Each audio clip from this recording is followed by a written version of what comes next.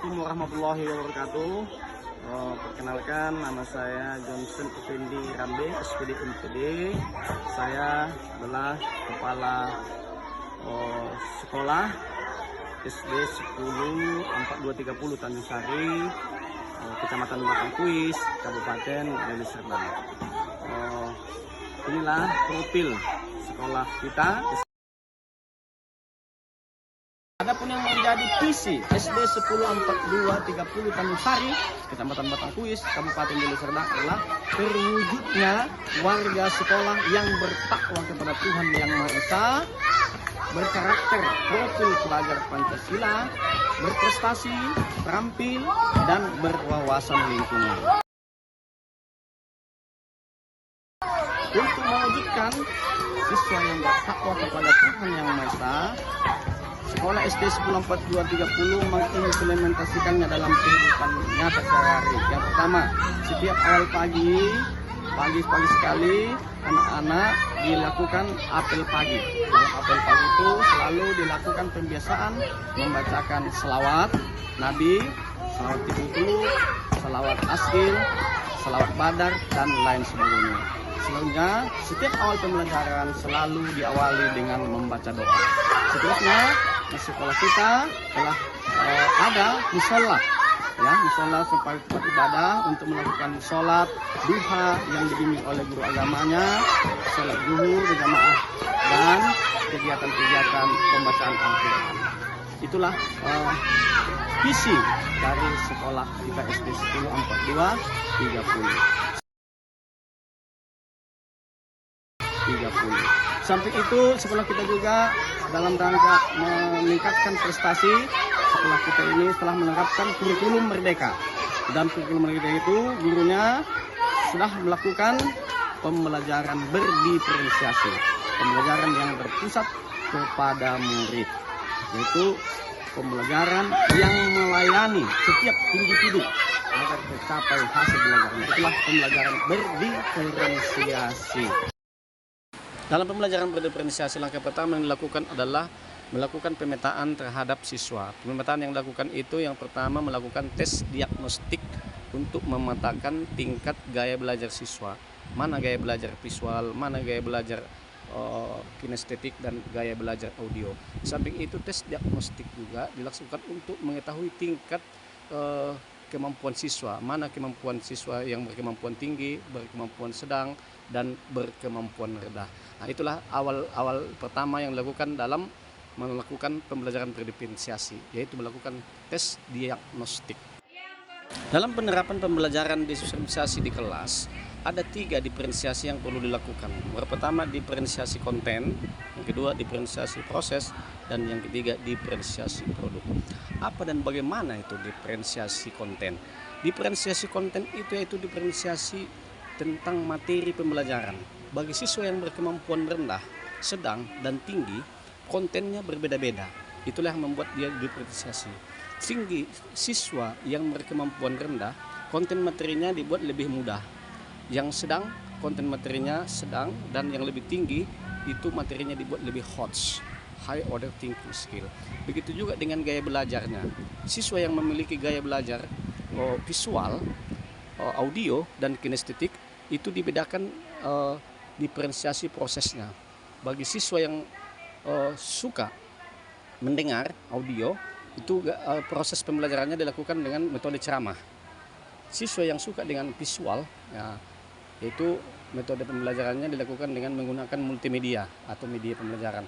Bagi siswa yang gemar dengan kinestetik, gemar dengan bekerja, maka metode pembelajarannya itu dilakukan dengan metode role playing.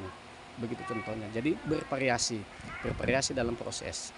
Begitu juga diferensiasi produk. Hasil kerja siswa dibedakan.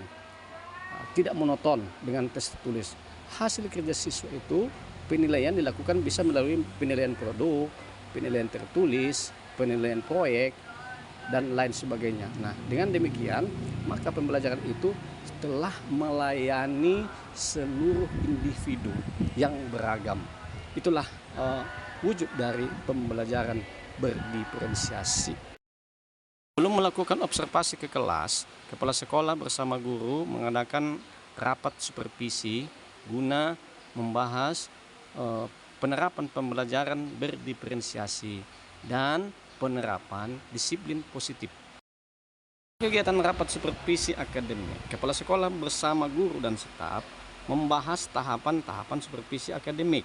Yang pertama, tahapan pendampingan melalui supervisi akademik. Yang kedua, memeriksa perencanaan pembelajaran. Yang ketiga, melakukan observasi pembelajaran. Dan keempat, memberikan umpan balik yang efektif.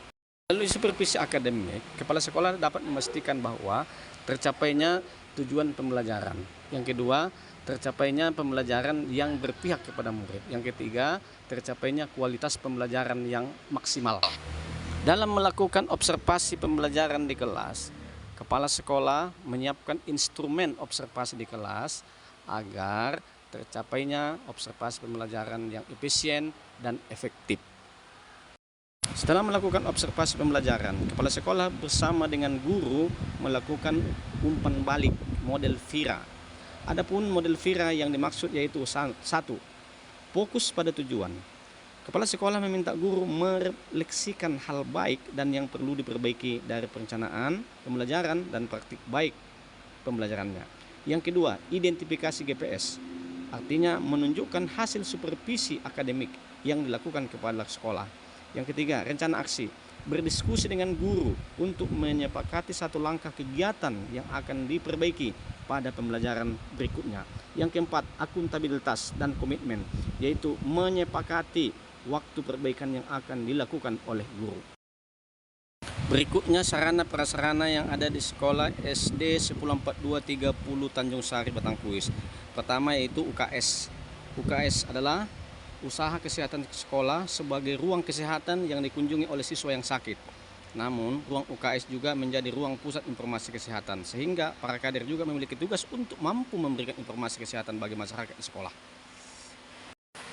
Di dalam ruang UKS terdapat dokter kecil, yaitu peserta didik yang memenuhi kriteria dan telah dilatih untuk ikut melaksanakan sebagian usaha pemeliharaan dan peningkatan kesehatan warga sekolah. Kegiatan dokter kecil di UKS yaitu membantu kegiatan-kegiatan UKS, menjaga ruang UKS, memberi pertolongan pertama pada siswa yang sakit. Fasilitas kedua sebagai sarana pendukung di SD 104230 Tanjung Sari yaitu perpustakaan sekolah. Perpustakaan sekolah SD 104230 dikelola oleh satu orang pustakawan. Sistem pengklasifikasian buku di perpustakaan SD 104230 yaitu menggunakan sistem DDC atau Dewey Decimal Classification yang mengklasifikasikan buku sebanyak 10 bagian. DDC membagi 10 bagian golongan buku: karya umum, filsafat, agama, ilmu sosial, bahasa, ilmu murni, pengetahuan praktis, kesenian dan hiburan, kesusastraan, dan sejarah. Fasilitas ketiga yang ada di SD 104230 Tanjung Sari Batangkuis yaitu adanya musola di sekolah. Adanya musola di sekolah sangat berperan dalam upaya membina generasi yang madani, karena musola di samping sebagai sarana ukhuwah Islamiyah juga sebagai sarana membantu pendidikan non formal yang memberi dampak positif kepada warga sekolah dan masyarakat di lingkungan sekolah pada umumnya. Demikianlah paparan video tentang kepemimpinan pembelajaran melalui supervisi akademik di SD 104230 Tanjung Sari Batangkuis. Semoga bermanfaat. Terima kasih.